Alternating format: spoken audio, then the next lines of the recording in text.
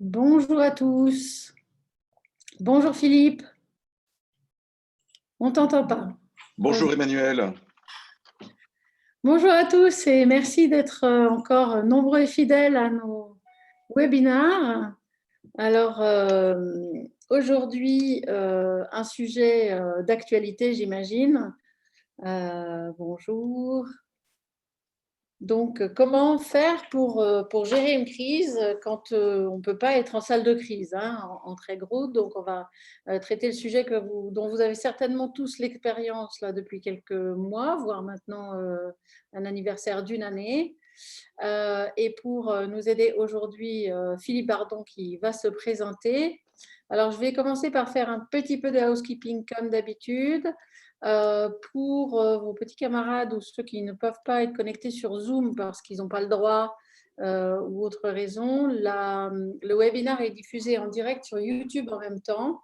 Et il y a également quelqu'un sur YouTube qui est en train de regarder les questions qui sont posées. Donc, pour ce qui est des questions, comme d'habitude, je vous rappelle que vous avez le petit Q&R en bas à droite sur le Zoom et vous pouvez l'utiliser pour poser vos questions. Bonjour Saïd. Donc Saïd, justement, c'est pour les questions, cet endroit-là. Et pour faire la conversation, vous allez dans le chat de converser. Voilà. Donc ça, c'est le housekeeping comme d'habitude. Donc on va parler de notre sujet de la gestion de crise en ligne pendant à peu près 45 minutes et puis ensuite nous prendrons un quart d'heure de questions avec l'espoir bien entendu d'être à l'heure, hein, donc que vous puissiez retourner au Teams suivant à 16h. Quoi d'autre? Les slides, vous me demandez toujours si on peut avoir la présentation après. Donc vous recevrez un lien pour vous remercier et puis pour vous demander éventuellement d'évaluer la session. Et dans ce lien, il y aura un autre lien avec la présentation. Donc voilà, je crois que j'ai fini mon petit laïus. Je vais laisser Philippe se présenter et puis on va commencer donc la session. Merci beaucoup. Merci Emmanuel. Bonjour à tous. Donc moi, après une carrière de plusieurs dizaines d'années, on peut le dire, dans le transport aérien, notamment en tant que dirigeant et dans ce cadre-là, pilote de cellules de crise. Depuis 4 ans, je me suis spécialisé dans les outils de pilotage de cellules de crise et de main courante électronique. Et donc, j'ai créé une société qui s'appelle Olis et qui propose des outils pour la gestion de l'information et le pilotage des cellules de crise et aussi le pilotage des environnements opérationnels perturbés. Et voilà, j'ai répondu à l'invitation d'Emmanuel avec grand plaisir. Voilà. Et certains d'entre vous le savent déjà, mais nous et nos clients utilisons très régulièrement les outils développés par Philippe. Alors, ce n'est pas le sujet du jour, hein, ce n'est pas de vous présenter des outils, c'est de parler de la difficulté qu'il y a à gérer une crise à distance. Qu'est-ce que ça veut dire? Qu'est-ce qu'on aimait bien dans le fait et quels étaient les avantages aussi de pouvoir être en salle de crise classiquement? Quels sont peut-être éventuellement les avantages de ne pas y être? Est-ce qu'on peut faire les deux, moitié-moitié? Est-ce que c'est un sujet sur lequel, qui est spécifiquement Covid et puis qui s'arrêtera quand l'épidémie s'arrêtera? On ne pense pas, pour des tas de raisons. Donc voilà un petit peu ce dont on va débattre. Donc je vais partager mon écran. Là, tout va bien. Ok. C'est pas en plein écran. Ah, c'est pas en plein écran. Voilà. Est-ce que c'est mieux? C'est mieux. Alors, donc déjà, de quoi parle-t-on quand on parle de gestion de crise à distance? Qu'est-ce que ça veut dire? Est-ce que c'est nouveau, pas nouveau, etc. Donc moi, j'ai envie de dire que depuis le temps, les siècles et les années que je fais de la gestion de crise, ça a toujours été un problème puisqu'on avait et on a toujours eu le sujet du banal accident industriel où vous avez un site qui a une explosion, un incendie, avec une gestion de crise locale ou un déclenchement de POI local pour les sites Céveso. Et puis, il faut le dire au corporate, il faut le dire au headquarter. Et ce headquarter va ouvrir une autre cellule de crise qui sera peut-être une cellule de crise un peu différente puisque ce sera peut-être une cellule de crise stratégique, mais en tout cas, c'est une deuxième cellule de crise. Et les gens sont par définition pas au même endroit. Et même si on n'est pas très loin, on n'est pas dans la même pièce, ça c'est certain. Donc, ce n'est pas un problème nouveau. On peut avoir également une situation où une crise est déclenchée dans un pays, elle escalade dans le pays voisin, par exemple des guerres civiles, des choses comme ça. Et donc, forcément, il faut que le groupe puisse piloter en fait la vision générale de cette gestion de crise. Et forcément, ce sont des gens qui seront à distance. Voilà, donc deux exemples d'une réalité qui était déjà celle-là depuis 30 ans en fait. Ce qu'on a vu émerger aussi dans les 10 dernières années, c'est des membres du COMEX qui sont de toute façon jamais au même endroit. Parce que vous avez le directeur financier, le CFO qui est à New York, le DIRCOM qui est à Genève, et puis le directeur juridique qui est en Italie. Bon, donc là, vous avez forcément une vraie impossibilité de réunir les membres de votre cellule de crise dans la même pièce. Et donc, il faut faire avec. Et ça, il y a des groupes pour lesquels c'est plus ou moins prégnant, mais ça fait un moment qu'on est confronté à ce problème. Voilà. Et puis, bien entendu, le pilotage de la crise Covid assez rapidement l'année dernière a dû se faire, bien entendu, à distance. Alors, ça justement m'amène à vous parler de cette gestion de crise Covid. Ce sera peut-être le seul moment où je le fais, hein, parce que vous n'en pouvez plus de la gestion de la crise Covid.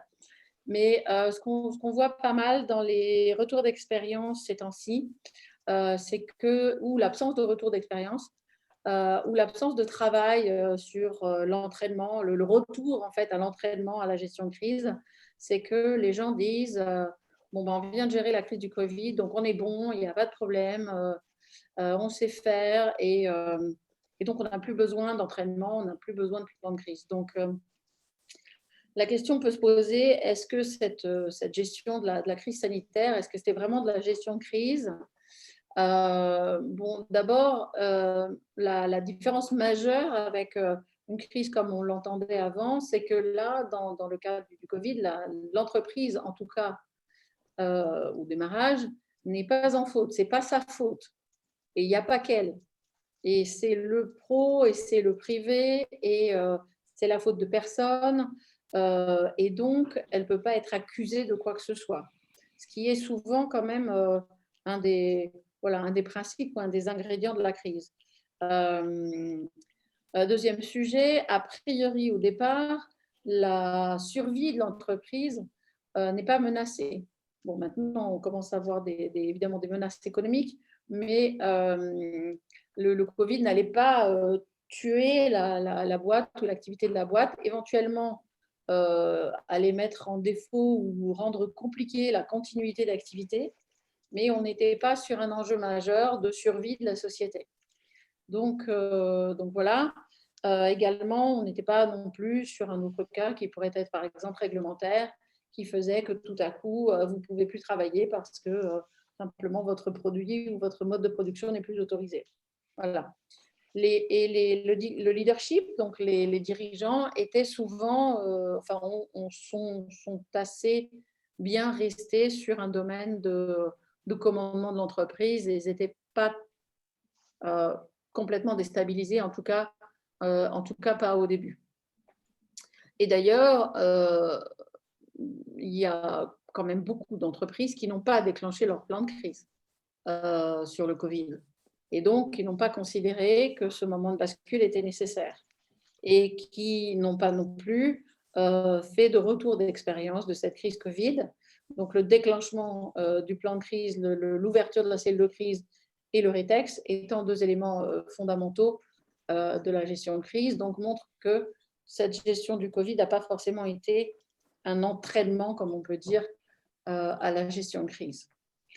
Voilà, donc bien entendu, il a fallu gérer la situation à distance, mais est-ce que ça a été suffisant pour se dire que maintenant on est complètement prêt, on est complètement carré sur la cellule virtuelle? On a envie de dire que non, en fait. Donc voilà. Par contre, cette réflexion sur la partie virtuelle de la gestion de crise, elle a été poussée, elle a été rendue obligatoire par ces circonstances et des choses qu'on disait totalement impossibles il y a un an, impossibles ou en tout cas pas souhaitables, on commence à changer d'avis. L'avis d'avant, c'était de toute façon on ne commande qu'à la voix, une cellule de crise, ça se gère en salle de crise, il faut voir les gens de visu, etc. Et c'est ça le Graal, c'est ça qu'il faut faire. Et tout le reste n'est que en fait des bouts de une accommodation plus ou moins dégradée en fait de ce modus operandi qui est celui qui est préféré. Donc nous, ce qu'on se dit aujourd'hui, c'est qu'il y a peut-être à regarder et à travailler l'idée de la cellule de crise virtuelle sans partir de ce paradigme de départ de la salle de crise. Parce que, bon, d'abord, a priori, on ne va pas revenir à la normale, ça n'existera pas. Le télétravail l'imposera. Les gens vont être de plus en plus, de toute façon, partout dans le monde, parce que c'est aussi ça que le Covid a démontré, c'est qu'on pouvait travailler avec des gens qui habitaient tout à fait ailleurs sans que ce soit un problème. Et éventuellement, se dire que si la cellule de crise n'est pas centralisée, on évite d'avoir un espèce de point faible physique qui soit à la fois informatique ou physique, qui pourrait être donc l'objet d'attaques. Et la troisième raison peut-être, c'est cette recrudescence complètement dingue de cyberattaques. Déjà, les cyberattaques, pour en dire deux mots, ont montré que les gens qui croyaient qu'ils n'avaient pas besoin de s'entraîner à la gestion de crise parce qu'ils avaient surmonté le Covid, et ben, quand ils prennent une cyberattaque derrière, s'aperçoivent que ce n'est pas du tout la même chose. Ce ne sont pas les mêmes équipes, ce ne sont pas les mêmes enjeux, ce ne sont pas les mêmes impacts. Donc, ça n'a finalement rien à voir. Ils sont obligés de nouveau de tout réinventer. La cyberattaque étant un petit peu comme le Covid, c'est que vous en êtes victime. Par contre, vous êtes pénalement responsable de ce qui se passe avec les datas que les gens vous ont confiées. Et donc, ça, c'est une crise aussi un peu particulière où vous êtes à la fois victime et coupable. On en reparlera d'autres moments. Alors, la cellule de crise virtuelle, je ne sais plus très bien si c'est là que Philippe prend la main. Je le reprends. Je crois que je vais laisser la parole à Philippe. Ah, ok, merci. Ah non, pardon. Oui, non, il n'y a pas de problème, on peut intervenir différemment, il n'y a pas de souci. Mais continue sur la définition si tu veux. Non? Ok. Voilà. Bah, écoute, en fait, ça marche pour les besoins de cette présentation, de ce webinaire. Finalement, on est allé à l'extrême, c'est-à-dire définition de la cellule de crise virtuelle, finalement, comme une cellule avec aucune présence physique. C'est-à-dire, on n'est même pas dans le mix de gens qui sont présents ou non présents. On part dans l'idée que nous n'avons aucune proximité. Je dirais, c'est un peu l'exercice de style d'imaginer ce qui pourrait se passer. Ce qui ne change rien, c'est évidemment la gestion des premières heures, puisque s'il y a bien la difficulté essentielle de la gestion de crise quand même, enfin en particulier, c'est la gestion de ces premiers instants selon l'intensité de l'événement auquel on fait face, qu'il s'agisse des premières minutes, des premières heures ou des premiers jours selon la cinétique de la crise. Alors, on va voir sur le slide suivant, Emmanuel, si tu peux passer dessus, qu'en fait, sur les avantages, on a essayé de regarder avantages, inconvénients. Bon, il faut bien voir qu'Emmanuel et moi, enfin Emmanuel plus que moi, qui est plus spécialiste en gestion de crise, moi je suis plutôt sur les technos, on réfléchit sans doute à tous les instants sur ce sujet, mais je pense qu'on a tous l'humilité de savoir qu'en fait, c'est un sujet qui reste encore à défricher et il faut défricher tous ensemble. Alors, sur les avantages, ce qui est intéressant, c'est qu'il y a peu, je dirais, d'avantages qui soient clairement objectifs et mesurables. Ce sont tous des objectifs, des avantages qui ont une forme de fragilité, parce que certains peuvent se retourner contre nous. Quand on parle de la facilité à s'isoler pour se concentrer, respirer, etc., s'extraire du stress, ça peut être aussi, on peut aussi faire face à une difficulté personnelle de gérer son propre stress sans le soutien des autres. Donc c'est un avantage, mais qui pourrait recéler en lui-même certaines faiblesses et donc des inconvénients difficiles à gérer. Alors évidemment, cet isolement permet, et on l'a vu dans le cadre du télétravail, où les gens aujourd'hui deviennent très disciplinés, enfin, beaucoup plus qu'il y a un an en tout cas, sur la gestion de la prise de parole. On s'est habitué, donc on voit bien, comme l'a dit Emmanuel, que c'est quelque chose qui est possible, qui ne semblait pas l'être, et en tout cas on se souvient des premiers éléments du télétravail. Alors, en fait, il faut aussi voir que sur les avantages, la cellule de crise virtuelle, c'est évidemment à la fois un peu de télétravail, mais en fait, c'est son caractère de crise qui rend la situation particulière. Et c'est là qu'on va chercher quels peuvent être les avantages dans une situation difficile. Parce que sinon, on y retrouve aussi un certain nombre d'avantages liés potentiellement à la situation de télétravail. Alors, il y a un avantage qui est intéressant, c'est les effets de group thinking ou les effets de bunkérisation de la cellule de crise que vous connaissez, hein, le fait de se retrouver enfermés tous ensemble à 10 personnes dans la même cellule de crise. On connaît les pièges que recèle ce genre de situation et dans lesquels de nombreuses cellules de crise sont tombées en cours d'exercice. Sur le group thinking et l'incapacité d'un groupe à sortir, à s'enfermer dans un raisonnement unique, on connaît aussi ce genre de difficultés.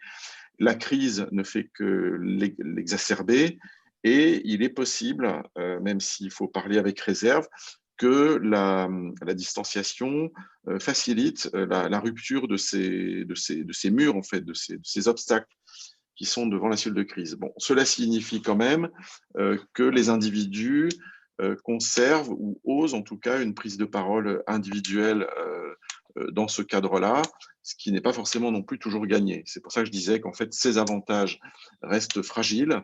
Et on verra tout à l'heure, à la fois dans les résultats de vos réponses, enfin l'analyse de vos réponses et dans nos recommandations, qu'on a de forts enjeux à comprendre ces avantages comme ces inconvénients pour essayer d'y trouver des remèdes, notamment en matière psychologique. Alors maintenant, si on passe un peu aux inconvénients, Emmanuel, alors les inconvénients, ils ont l'air presque plus nombreux, mais enfin, bon, beaucoup d'entre vous d'ailleurs les ont cités. On voit le pendant tout à l'heure de l'isolement sur l'accentuation des faiblesses psychologiques, qui est quand même, qui peut être une vraie difficulté pour certains. Les faiblesses psychologiques, c'était déjà une difficulté en cellule de crise physique, avec des gens qui, soumis à un stress assez important, peuvent se retrouver dans des cadres dans un cadre très inconfortable vis-à-vis d'eux-mêmes. Ça peut l'accentuer, enfin l'isolement peut évidemment l'accentuer.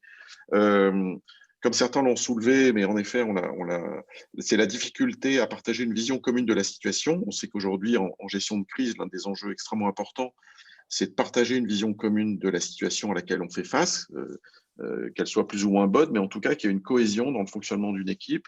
Et les inconvénients d'un travail à distance, c'est en effet d'avoir des difficultés à partager une vision commune, donc de partager des décisions communes. L'enjeu spatial aussi, c'est vrai que cette proximité physique, quelqu'un qui est à 1 mètre, quelqu'un qui est à 10 mètres, en fait, n'ont plus rien à voir avec le fait de tout observer comme on le fait en ce moment face à un écran de 13 pouces ou 14 pouces et de voir les choses en 2D. Ce qui soulève un point ultérieur, c'est la qualité des équipements dont disposent les gens, que ce soit sur un lieu de travail, puisque d'ailleurs virtuel sur la cellule de crise ne signifie pas qu'on est chez soi, ça signifie qu'on est quelque part, et en tout cas qu'on n'est pas, d'ailleurs qu'il n'y a pas de lieu réellement, en réalité, il n'y a pas de lieu autre qu'un lieu virtuel de gestion de la crise, il n'y a même pas de lieu physique en allant à l'extrême. Et donc la difficulté, c'est où que vous soyez, quel est le type d'équipement qui vous permet de participer, de vous impliquer dans cette cellule, et en particulier en mobilité où ça peut être particulièrement compliqué. Alors, il y a un inconvénient qui est évidemment de coordonner la coordination d'un groupe, qu'il s'agisse du groupe de la cellule de crise, mais aussi qu'il s'agisse du groupe de subordonnés que vous pouvez avoir, notamment dans les équipes opérationnelles. et ce qui est relié d'ailleurs à la difficulté des relais de transmission, c'est-à-dire comment se tisse la chaîne hiérarchique, le réseau de communication, le réseau de commandement, et puis les risques aussi d'accroissement de messages écrits, puisqu'on pourrait être tenté évidemment de passer du verbal, enfin de l'oral à l'écrit, et donc d'avoir une multiplicité de canaux qui ne font qu'accroître la difficulté à lire les situations et à comprendre les décisions. Enfin, un inconvénient majeur, mais qui je pense justement, enfin pour moi je suis plutôt dans la partie techno, et ce qui m'obsède depuis toujours, c'est ces enjeux d'appropriation et d'ergonomie des outils. Et je pense qu'en fait, c'est en s'y mettant dès maintenant, selon les outils dont vous disposez tous, mais en tout cas, nous tous, c'est en allant aujourd'hui vers les technologies qu'on finira par les améliorer tous ensemble pour que d'ici 5, 10 ans, on parvienne à avoir des technos pour lesquels les gens, enfin, face auxquels les gens ont beaucoup moins de réticence et de difficultés d'appropriation, ce qui est encore une grosse difficulté. On peut passer au slide suivant, Emmanuel, merci. Ok, bah écoute, le slide Très suivant, bien. je voulais vous montrer quelques exemples de petits technos, de petits outils, parce que peut-être qu'on s'est dit que vous veniez aussi chercher ça, qu'on a trouvé au fil de l'eau pour remplacer, hein, en fait, entre guillemets, ce travail d'intelligence collective. Je vous en montre trois, vous les connaissez peut-être. Le premier, c'est, nous, on aime bien dans une salle de crise avoir le bon vieux paperboard, et on écrit les choses et on les laisse au mur, et ça permet aux gens d'avoir toujours en tête, je ne sais pas, les parties prenantes, où est-ce qu'on en est, les grandes questions, peut-être une carte ou je ne sais quoi. Et donc, il existe plein d'applis gratuites qui marchent très très bien, où on peut avoir un grand paperboard blanc et chacun écrit dessus sans que ce soit, sans que ce soit gênant, et ça marche bien. Donc, on vous le conseille. Après, un autre outil, les fameuses cartes heuristiques qu'on utilise aussi beaucoup à la main, donc un mind mapping, comme on dit, qu'on peut utiliser pour faire notre cartographie des parties prenantes en anticipation, qu'on peut utiliser pour faire nos scénarios d'évolution défavorable. Eh bien, il y a beaucoup d'outils gratuits ou moins gratuits, mais enfin qui existent pour le faire à distance. Ils sont moins collaboratifs. Je ne suis pas sûre que plusieurs personnes puissent le faire en même temps, mais en tout cas, on peut après se partager le mind map. Et puis, un petit dernier là, que j'aime bien, qui est Slack. Alors, nous, on utilise Slack pour faire les retours d'expérience, puis pour faire travailler la force de réflexion rapide chère à notre sacré Lagadec. Donc, pour rappel, ceux qui ne connaissent pas la force de réflexion rapide de Patrick Lagadec, le concept étant que justement, concept un peu ancien, justement, les gens sont en salle de crise en train de gérer la partie opérationnelle de la crise. Et que donc, par définition, ils ont moins la tête à, ou ils ont moins le temps pour être dans les travaux d'anticipation. Se dire, par exemple, quels sont les scénarios d'évolution défavorable, quel est le coup d'après, qu'est-ce qui pourrait se passer, etc. Ou quelles que soient finalement des questions qui nécessitent plus de réflexion que d'opération en gestion de crise. Et c'est vrai que c'est compliqué quand la salle, vous les connaissez, ces salles de crise où il y a beaucoup d'agitation, beaucoup de brouhaha, beaucoup de coups de téléphone, etc. Ce n'est pas vraiment l'endroit où on réfléchit le mieux. En plus, deuxième obstacle, quand vous êtes en salle de crise, vous ne pouvez pas avoir plus de, a priori, 7-8 personnes. Ce n'est pas du tout une bonne idée de commencer à être 25 là-dedans. Là, vous êtes certain que plus personne ne réfléchit. Et on peut avoir besoin, et c'est même conseillé, pendant la gestion de la crise, d'avoir la vision et la vue et l'idée de gens qui sont tout à fait en dehors. Soit ils sont en dehors parce que ce n'est pas leur métier, soit ils sont en dehors parce qu'ils ne sont pas concernés, soit parce qu'ils pensent différemment, soit au contraire parce qu'ils ont déjà vécu quelque chose de similaire.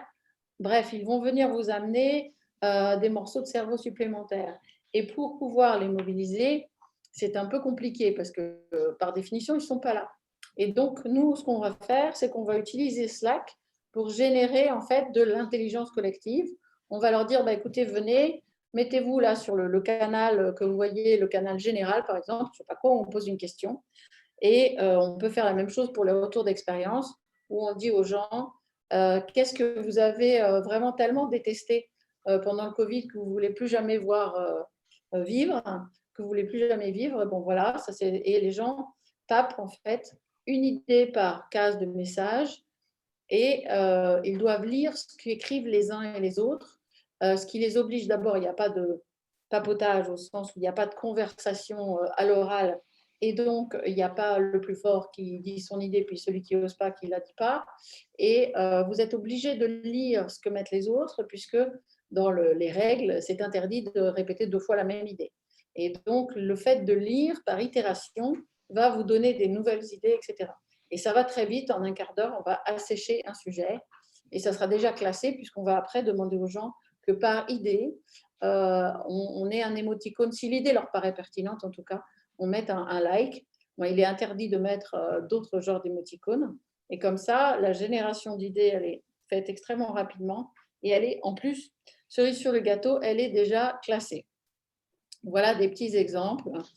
Maintenant, on va peut-être parler, Philippe, peut-être tu peux reprendre la main si tu veux que j'explique la partie de mobilisation. Oui, rapidement, en fait, sur la mobilisation, de toute façon, c'est bien que l'alerte et la mobilisation, c'était déjà un sujet important et de plus en plus important aujourd'hui. On sait bien qu'on est tous drivés quand même par la capacité des réseaux sociaux à reprendre les sujets en main. Et donc, ça veut dire que notre activité est guidée par cela, ce qui signifie une capacité à réagir très, très rapide, de plus en plus rapide. Hein, toutes les grandes crises le montrent. Et donc, la mobilisation est déjà une exigence de la cellule de crise classique et elle devient encore plus importante puisqu'on doit pouvoir atteindre les gens n'importe où. Il ne s'agit plus d'aller dans un bureau chercher quelqu'un pour monter en cellule de crise. Donc, Emmanuel va vous parler derrière de Go Crisis. Oui, alors, c'est vrai que nous, de ce qu'on voit hein, du métier, un des facteurs, j'ai envie de dire, très, très aggravants, peut-être un tiers des facteurs aggravants de la mauvaise gestion de la crise, c'est le déni de la crise. Ça commence par ça. Surtout les crises acinétiques lentes. Une crise acinétique rapide, type explosion, incendie, bon, on ne se pose pas la question de savoir si c'est une crise ou pas, on déclenche. En revanche, pratiquement 75% des crises sont des crises acinétiques lentes. Et donc, rater le démarrage est quand même très facile. Et si vous ratez le démarrage, les heures de travail dont on aurait pu bénéficier, on ne les récupère jamais. Et donc, ça, c'est une première raison pour laquelle il faut absolument que la mobilisation, qu'il n'y ait pas de déni, en fait, hein, sur la situation. La deuxième raison qui nous a poussé à fabriquer, enfin, à faire une appli qui est comme ça, c'est l'objectivation de l'ouverture de salles de crise. C'est-à-dire que vous pouvez tout à fait, et c'est normal et c'est culturel, que ce soit l'interprétation de l'alerte, de ce qu'il est en train de se passer par le marketing, n'est pas même la même interprétation que celle du juridique. La France va interpréter ça d'une manière, parce que le groupe est coté au CAC, l'Espagne l'interprétera d'une autre manière. Et donc, tout ça, ça ne va pas parce qu'il faut absolument que la mobilisation de la cellule de crise soit totalement homogène et qu'on soit certain qu'on réunit une cellule de crise pour les mêmes faits à Hong Kong et à New York. Et donc, comment est-ce qu'on fait pour être objectif, chaque personne étant évidemment ayant son propre prisme. Donc, ce qu'on a fait, c'est en fait, c'est pas nouveau. Ce qui est un peu novateur, et très novateur d'ailleurs, c'est de le mettre sur une appli. Mais c'est d'avoir une appli comme ça que les gens ont sur leur téléphone. Et quand je reçois une alerte, c'est-à-dire que quelqu'un m'appelle en me disant, je ne sais pas quoi, il se passe telle chose, et que je suis un membre de la cellule de crise ou de l'équipe de crise, je vais déclencher mon petit bouton, si c'est une situation réelle, par exemple, clac, et puis le système va me poser des questions. Alors, il ne va pas m'en poser 50, on en a pour juste 1 minute pour faire le truc. Il va me poser des questions et je vais répondre oui, non, défavorable, neutre, favorable, enfin, voilà. Et ces questions-là, ce sont en fait ce qu'on appelle, nous, le système expert d'aide à la décision. Est-ce qu'on doit ouvrir une cellule de crise ou pas ouvrir une cellule de crise? Et ça va être des questions de tous ordres. Est-ce que c'est déjà dans les médias? Est-ce qu'il y a des victimes? Est-ce que la situation est circonscrite? Est-ce qu'il y a déjà des antécédents? En gros, est-ce que c'est la 4e fois que vous polluez la rivière ou c'est la première fois?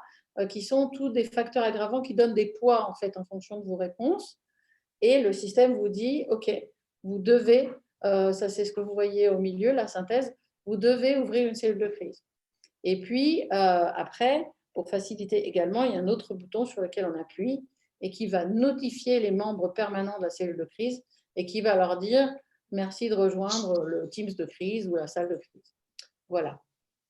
Quelque chose à ajouter, Philippe, par rapport à ça? Non, non, rien du tout. Tu l'as très très bien résumé. Et je trouve que le point important, c'est vrai que c'est la partie objectivation. Enfin, c'est pas le bon mot, mais en tout cas rendre objective l'analyse et incontestable à l'égard de tous ceux qui sont amenés à décider. Et autre cerise sur le gâteau, souvent, les raisons pour lesquelles les gens n'ouvrent pas cette espèce de déni, c'est aussi parce que je ne veux pas déranger mon patron, je ne sais pas si c'est pas par hasard ma faute en plus, que c'est un tas d'état de raisons de cet ordre. Et là, le fait d'avoir ce système-là dans mon téléphone, je sais que le COMEX est d'accord en fait avec ces critères. Et donc, je ne vais pas avoir de questionnement de ma hiérarchie de pourquoi est-ce que j'ai mis le bazar le samedi soir à 22h à ouvrir une cellule de crise alors que ce n'était pas nécessaire. Vous pourrez toujours vous couvrir en disant, mais écoutez, cher monsieur, vous avez conjointement décidé avec l'équipe de crise d'avoir ce système de décision. Moi, j'ai appliqué et donc on ne peut rien vous reprocher. Parce qu'en fait, ça, c'est parfois un peu sous-jacent quand même. C'est rarement dit, mais c'est souvent le sujet. Alors, on va, le moment que vous attendiez tous, Philippe va vous parler du débriefing des statistiques de vos réponses au questionnaire. Alors, voilà, Ok. je te laisse. Oui, et juste pour conclure sur ce que tu disais, Emmanuel, en fait, c'est vrai que des outils comme GoCrisis participent au fait de se créer une vision commune de la situation, qui est l'un des gros inconvénients cités aussi bien par nous, évidemment, en tant que gestionnaire, que par les participants dans leur expérience. Alors, on a fait une analyse de vos différentes réponses. On a eu quand même plusieurs dizaines de répondants sur ce questionnaire, donc ça a rendu les choses assez intéressantes. Sur qu'est-ce qu'une situation de crise, bon, on voit bien qu'on est quasiment assez tous d'accord sur ces grands points clés de la définition d'une crise, hein, qui sont quand même assez unanimement reconnus aujourd'hui, peut-être un petit peu faible sur la réponse immédiate du dirigeant. Bon, tout ça peut se discuter. Sur le dispositif de crise, vous voyez qu'en fait, quasiment la moitié des répondants ont en fait un dispositif formalisé. Par contre, il y en a quand même encore un certain nombre qui ne l'ont pas. On verra ce que ça donne tout à l'heure sur la qualité, enfin pas la qualité, mais la quantité des exercices réalisés. Il y en a qui le souhaitent. On a quelques répondants quand même qui pensent que leur processus habituel suffise et qui d'ailleurs sont des gens qui s'entraînent par ailleurs. Donc je suppose que dans leur typologie d'activité, ça colle, quoi, on va dire, sans vouloir aller plus loin, pourquoi pas. Sur les technologies et l'intégration du virtuel, on voit qu'évidemment, avec cette année derrière nous, on a tous ceux qui ont répondu, et donc une grande partie d'entre vous ont déjà une expérience de la partie distancielle de la participation à la cellule de crise. Et quant aux techno, en numéro 1 vient la visio, puis effectivement les clouds de partage, les outils de partage d'informations, la messagerie de groupe. Très peu de gens qui ont cité le mind mapping. Voilà, je pense que c'est un point à regarder pour vous tous, parce que c'est vraiment un outil d'aide à la réflexion, et notamment quand on n'est pas ensemble. Il n'y a eu qu'une seule réponse sur main courante électronique et système d'alerte. Peut-être que c'est parce qu'on ne l'a pas mis dans les possibilités de réponse, mais bon, enfin, je vous en parlerai un tout petit peu plus tard, mais je l'ai mis en dehors parce que c'était une seule réponse, en fait. Voilà, on peut passer au stade suivant, Emmanuel, s'il te plaît. Voilà, alors sur la quantité d'exercices, donc finalement très peu de gens font peu d'exercices, mais il y en a quand même, et il y en a qui font beaucoup d'exercices, et ça c'est le graphique qui est en haut à gauche, et à droite en fait c'est une tentative de corrélation entre combien d'exercices faites-vous par an et quel est votre dispositif de crise actuel. Alors bon, il n'y a évidemment pas forcément grand-chose de surprenant, c'est-à-dire ceux qui font beaucoup d'exercices ont généralement, enfin quasiment dans tous les cas, un manuel, enfin en tout cas un dispositif assez formalisé. Et évidemment, ceux qui ne font aucun exercice n'ont aucun dispositif formel. Donc ça, c'est deux choses qui peuvent paraître évidentes, mais c'est quand même intéressant de voir qu'elles sont confirmées comme ça. Et c'est intéressant de voir qu'on a un petit peu de tout, si on a quand même des gens qui font très peu d'exercices alors qu'ils ont, enfin, même pour ainsi dire, aucun exercice alors qu'ils ont un dispositif formel. Il y a sans doute des raisons, mais en tout cas, on ne peut que les inviter à augmenter leur nombre d'exercices pour maintenir cet entraînement avec surtout un beau dispositif formalisé, c'est clair. Ensuite, on a regardé un petit peu s'il y avait un lien entre les préoccupations que vous avez citées au sujet de la cellule de crise virtuelle et le nombre d'exercices que vous réalisez dans l'année. Voir s'il y avait une sorte de…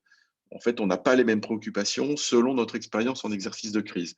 Et là, on s'aperçoit qu'en fait, les préoccupations en matière de cohésion de l'équipe et de maîtrise des technologies sont plutôt évoquées par ceux qui font peu d'exercices de crise.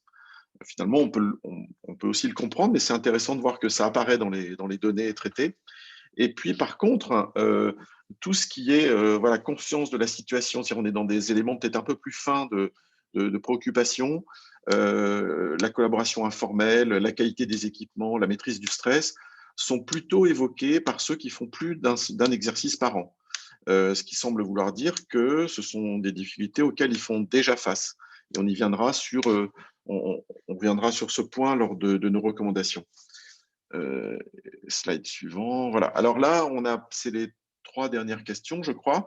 Donc, il y en avait une qui portait sur les préoccupations, une autre sur les avantages que vous voyez à la cellule de crise, et en dernier lieu, les attentes que vous aviez à l'égard de ce webinaire. Alors, sur les avantages, il y a un truc qui est vraiment flagrant et qui est intéressant. Est-il… bon, les quantités de réponses ne sont pas en milliers, évidemment. Donc, il y a toujours un enjeu de biais et peut-être de validité, mais c'est quand même assez intéressant de voir que tous ceux qui ont répondu, il n'y a aucun avantage à la gestion de crise virtuelle. D'abord, sont ceux qui font plus d'un exercice par trimestre, donc ça veut dire qu'ils font quand même assez souvent des exercices.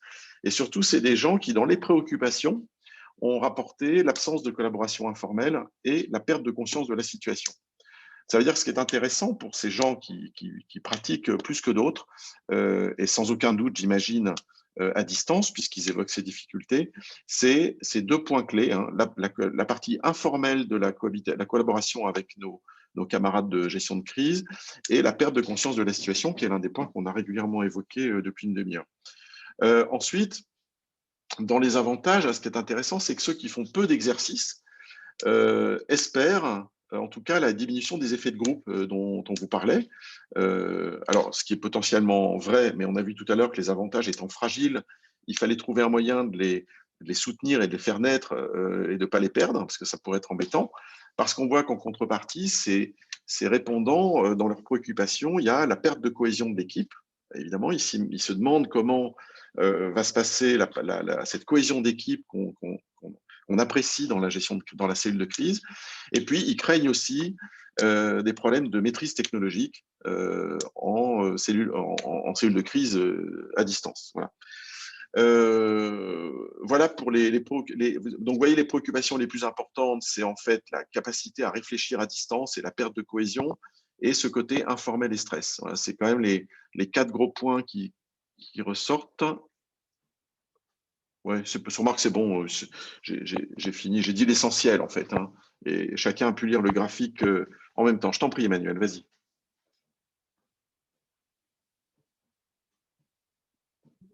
Voilà. Non, je voulais appuyer sur un autre bouton et puis voilà, pardon. Oui, c'est très intéressant tout ça, de voir le lien entre justement l'exercice, enfin la quantité d'exercices ou l'habitude des exercices de gestion de crise enfin moi ça m'a tout de suite frappé, se dire mais non, mais en fait à distance c'est plus compliqué tout de suite, parce qu'en fait je pense que ce qui se passe dans nos têtes, c'est qu'on est habitué, plus on est habitué en fait à un système, une gestion de crise dans notre salle de crise, avec nos petites habitudes, nos petits process, etc., plus le côté digital et virtuel est nouveau et donc amène une difficulté. Et si on est habitué à rien, parce qu'en fait, on ne fait pas d'exercice et puis on n'a pas de plan de crise et puis on ne s'est pas entraîné, finalement, on se dit, pourquoi est-ce que ça rendrait le truc plus compliqué, quoi? Et du coup, c'est comme ça qu'on a les 2, voilà, les 2 points de vue. Je trouve ça très, très intéressant. Alors voilà un petit peu, on va passer à nos recos. Donc qu'est-ce qu'on fait? On se les partage, sur le, Il y en sur a, il y en a, il y en a une batterie qui est, il y en a une bonne il y en a, batterie. de toute façon, il y en a qui sont très orientés sur la partie psycho-comportement, et il y en a quelques-unes qui sont sur la techno, donc je te laisse vraiment présenter celle que tu as envie de présenter. Voilà, je parlerai de. Voilà. Et je pense qu'on en discutait beaucoup avec Philippe, et par rapport à ce que je viens de dire il y a 2 minutes sur la vision de la gestion de crise virtuelle, si on essaye de mettre des sparadraps sur le système, l'ancien système, en fait, le système actuel, en se disant, il n'y a qu'à, on va mettre des caméras dans la salle de crise et puis ça va faire le job, ou non, en fait, il faut que tout le monde soit là, ou on va faire un mix, on va faire comme on peut. On n'est pas dans une réflexion, en fait, sur la gestion de crise virtuelle. On est sur je vais pallier au truc en ce moment parce que de toute façon, je n'ai pas le choix et j'espère beaucoup revenir à la normale. Donc, en fait, ce qu'il faudrait, c'est que d'un point de vue managérial, quoi, soit le sponsor de la gestion de crise ou le patron se dise non, essayons de réfléchir à une véritable optimisation de la gestion de crise à distance. Qu'est-ce que ça veut dire? Qu'est-ce qui nous manquerait? Comment est-ce qu'on s'y prend? Mais comment on s'y prend de façon, j'ai envie de dire, avec de la hauteur de vue, pas juste je mets les gens en visio puis ça fera le job, en fait. Voilà. Donc, déjà, nous, on s'était dit de donner ce qui va manquer, hein, c'est que quand les gens ne sont pas dans la même pièce, c'est les partages d'informations extrêmement rapides, ne serait-ce que de voir par le non-verbal comment ils vont, dans quel état de stress ils sont, de vérifier peut-être en amont ou après un point fixe par voilà, un petit chat, est-ce qu'on a bien vérifié ça, parce qu'on ne veut pas déranger tout le monde, et donc d'avoir dès le départ un système de canal, de chat, de machine à café, hyper tout au même endroit déjà, et informel, qui puisse permettre les petits dialogues entre les membres de la cellule. Ensuite, il faut aussi peut-être se dire que votre gouvernance, que ce soit le conseil d'administration ou le CODIR, lui aussi, il faut qu'il s'organise virtuellement. Et donc, comment est-ce qu'on aligne en fait la réflexion par rapport à la gestion de crise virtuelle? Alors, après, il y a la question de la confidentialité des données, bien entendu.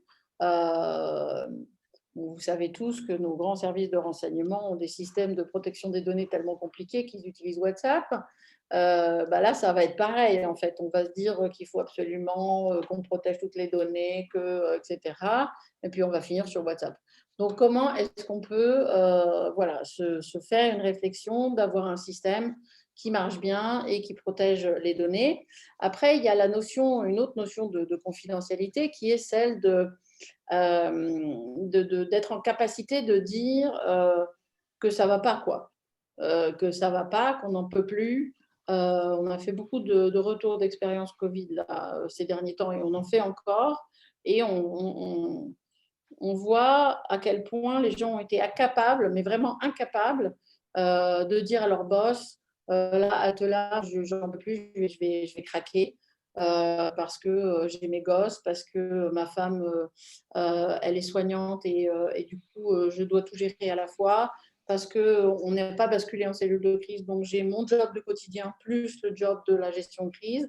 Et ils n'ont pas été dans le flux de cette crise qui est très très longue, étaient en capacité de lever la main et de dire moi j'en peux plus. Et donc le système de confidence, d'aller de binôme ou de border avec un suppléant, il est absolument indispensable. Et j'ai envie de dire, il doit être encore renforcé quand la crise est longue et encore plus quand elle est à distance.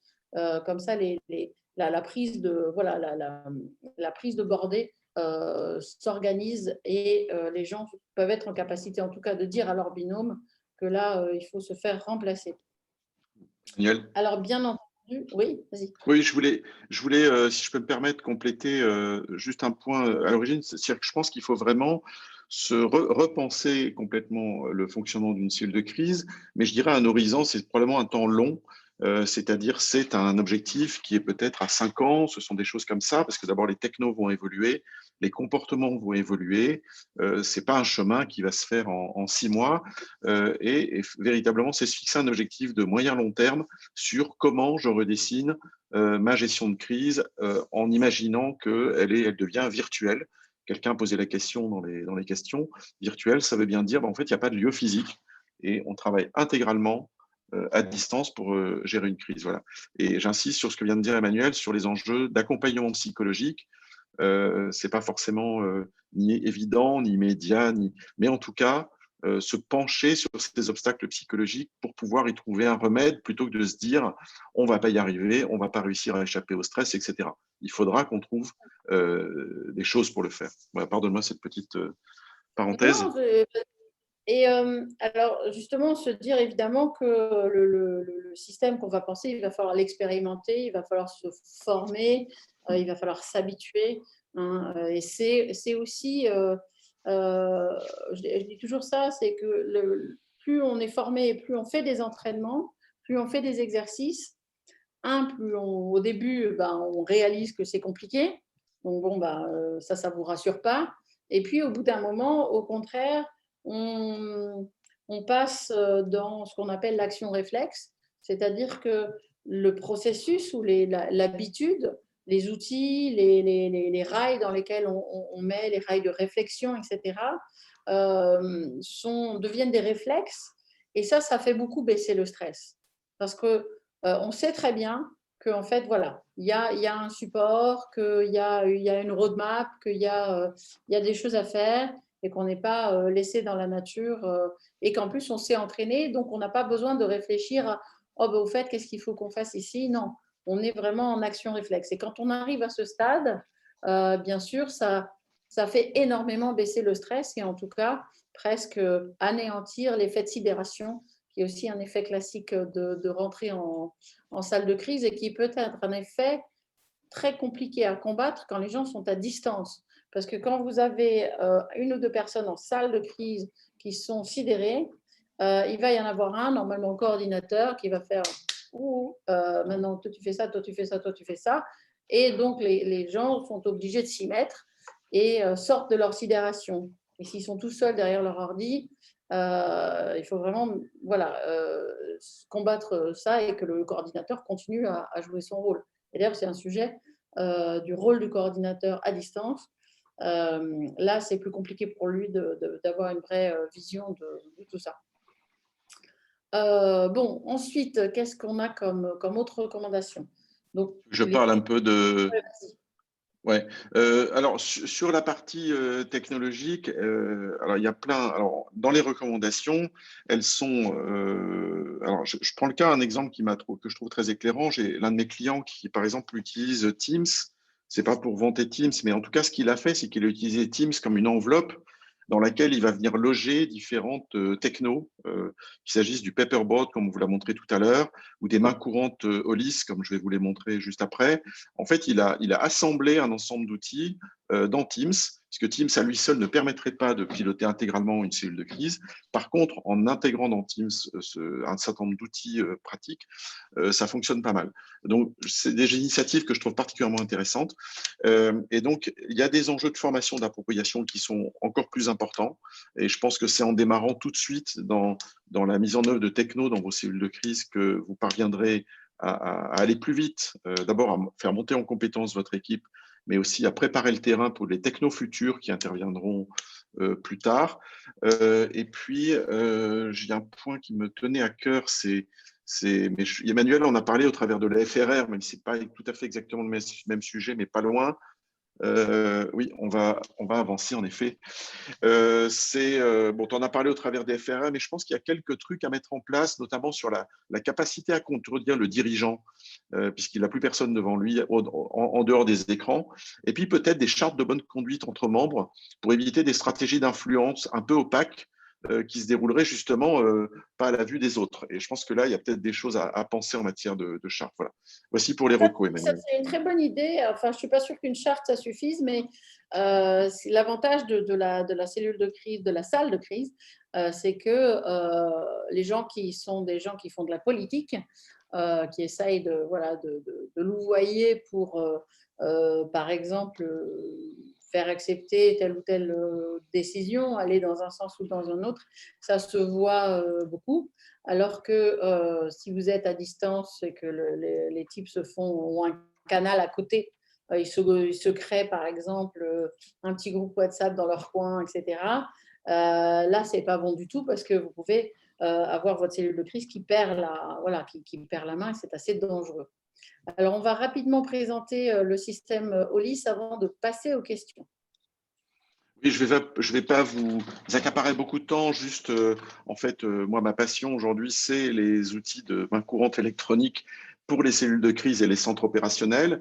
Alors, évidemment, la techno ne fait pas tout, mais je pense que la techno, elle a un réel avenir et elle répond à un certain nombre de problématiques que j'ai citées à gauche.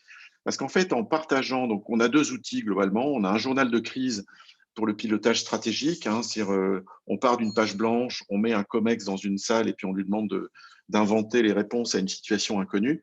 Donc ça, c'est ce que vous voyez à l'écran. Et si tu vas sur la suivante, Emmanuel, directement, voilà. Et ça, c'est une main courante de pilotage de plans d'urgence avec des checklists interactives. Ça se suppose qu'il y a eu des plans qui ont été prédéfinis avec des checklists hein, où les gens interagissent et en fait, on suit le plan tous ensemble. Et l'avantage de ces outils, c'est ça répond à un certain nombre de problématiques, même si ça ne répond pas à toutes, mais en tout cas, la conscience de la situation, le partage des infos, des décisions, des documents, d'un historique commun, la rédaction des comptes rendus, et en fait, le fait que finalement, on a un point central sur lequel partager la totalité des données, informations, échanges sur la gestion de crise. En fait, on n'envoie plus de mails, on envoie des mails au travers d'un système auquel vont être attachés des éléments, etc. Voilà, en 2 minutes, des outils qui participent, comme ceux qu'on a déjà montrés, à l'amélioration de la gestion de crise en ligne.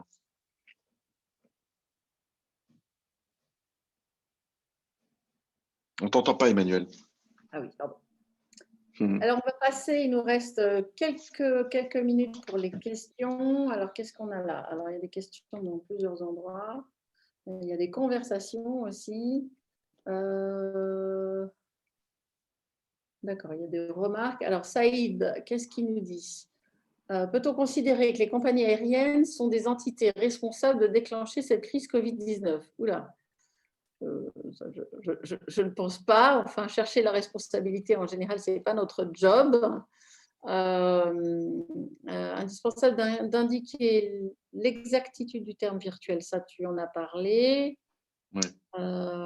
Et la dernière question, je ne la comprends pas bien. Est-ce que tu la comprends? Non, je l'ai vue, mais je ne l'ai pas comprise en fait.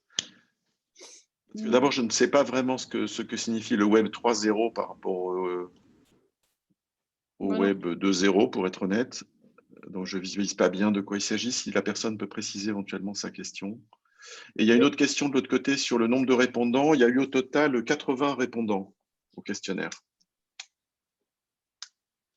Qui est assez intéressant parce que c'est évidemment les gens qui ont répondu au questionnaire ne sont pas des kidam, c'est des gens du métier, hein, c'est des gens qui ont la gestion de crise dans leurs responsabilités, etc. Donc leur réponse a vraiment beaucoup de valeur. Je regarde s'il y a d'autres questions sur YouTube. Est-ce que vous voulez partager vos réflexions ou est-ce que vos expériences?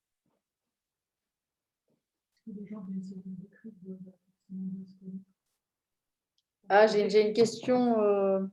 C'est une question d'Alexandra qui me demande si les gens de la même cellule de crise qui sont en train de gérer la crise, est-ce qu'ils doivent bien se connaître? Alors évidemment, moi je vais répondre que idéalement, s'ils se sont entraînés ensemble, ça marche mieux, hein, parce qu'ils ils connaissent leurs biais, ils connaissent leur caractère, etc. Mais bon, on n'est quand même pas à l'abri que tous les membres permanents ne soient pas là et que du coup, on soit obligé d'avoir les suppléants, qu'ils aient moins l'habitude de travailler ensemble, etc. Ça, c'est certain. Et là, c'est le coordinateur qui va jouer un rôle déterminant de fluidifier, de se rendre compte des capacités des uns et des autres et de faire en sorte en fait que les compétences soient bien utilisées au bon endroit. Je voudrais ajouter, Emmanuel, que pour ce qu'on en connaît, et toi plus que moi d'ailleurs, sur les cellules de crise qu'on observe dans l'armée, dans différents sites et autres, on voit bien que les gens, en fait, dès qu'il y a des plans et qui sont même inconnus entre eux, ils parviennent à bien les gérer parce que d'abord, ils ont beaucoup d'entraînement, ils ont des procédures très claires avec des fiches de poste extrêmement claires et et bien qu'ils ne se connaissent pas, ils arrivent à très très bien collaborer en fait. C'est vrai que sur des partages de réflexions et d'inventions de solutions sur des cellules de crise stratégiques, ça rend sans doute les choses plus délicates de ne pas avoir je dirais un fond commun, quoi, une sédimentation commune. Oui, alors moi je mettrai toujours la nuance quand on compare avec les militaires, mais quand on compare par exemple avec les gens du pétrole ou les gens des compagnies aériennes hein, qui sont des activités à très haut risque, ils sont très très habitués. Donc finalement, eux, ils sont complètement dans l'action réflexe.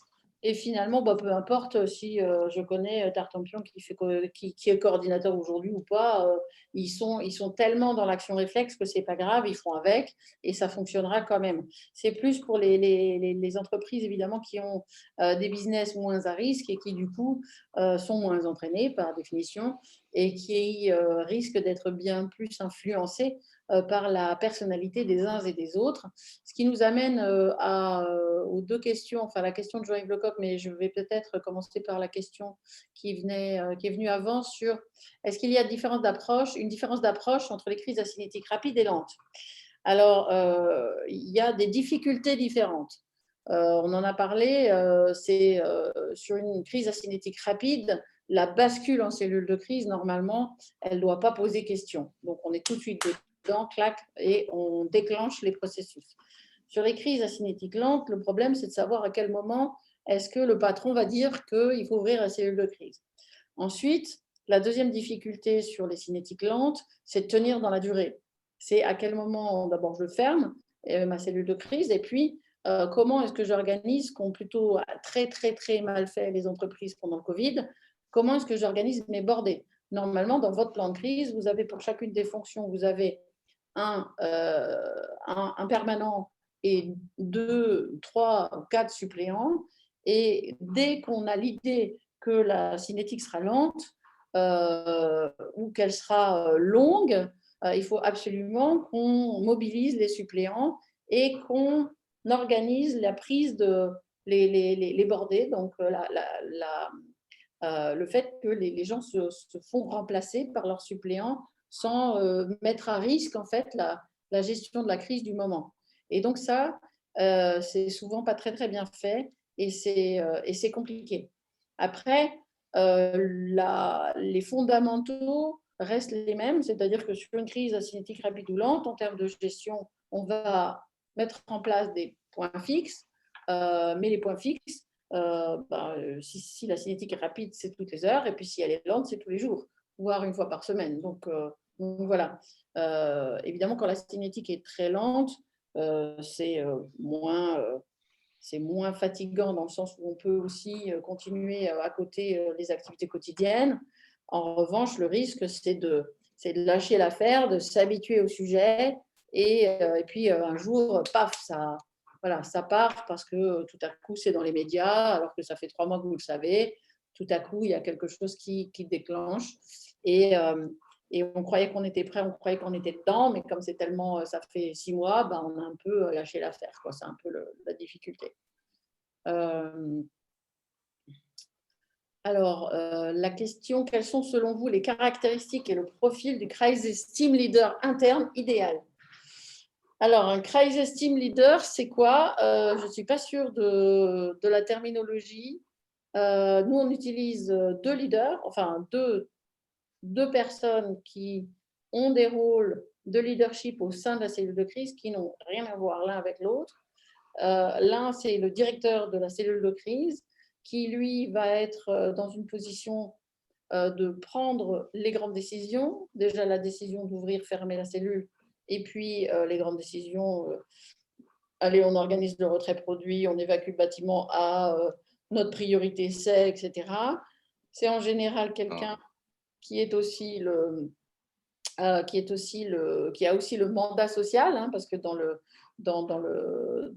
privé, hein, dans nos industries, quel que soit le secteur d'activité, si la crise est mal gérée, on n'est pas exempt d'avoir un risque pénal.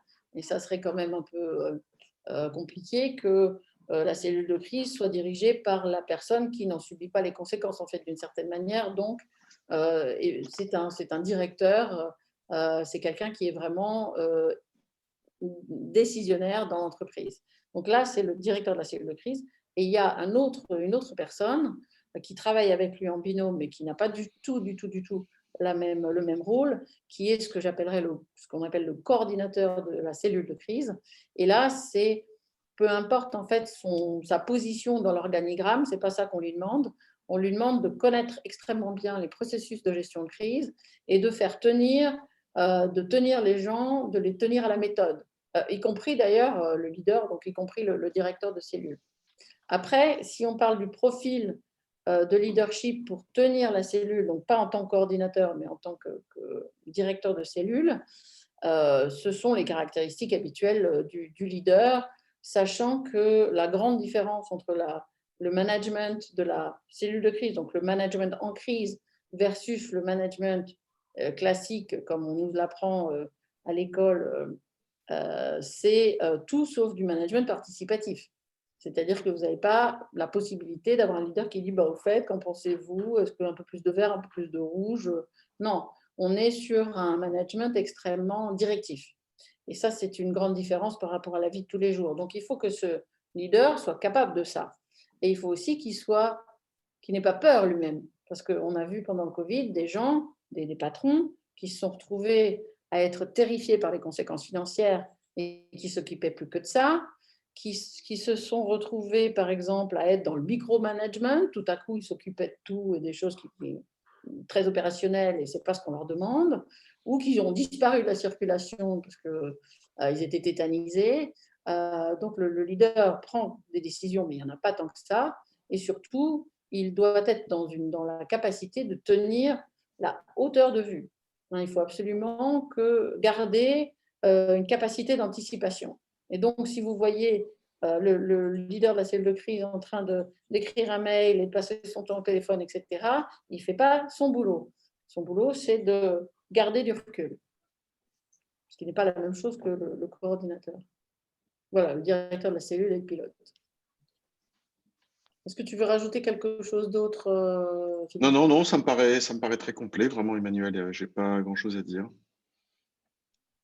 Il y a une petite question sur quelqu'un qui voulait savoir comment était sécurisé Olis. En fait, c'est un accès par mot de passe classique et la liste des utilisateurs est faite par l'entreprise.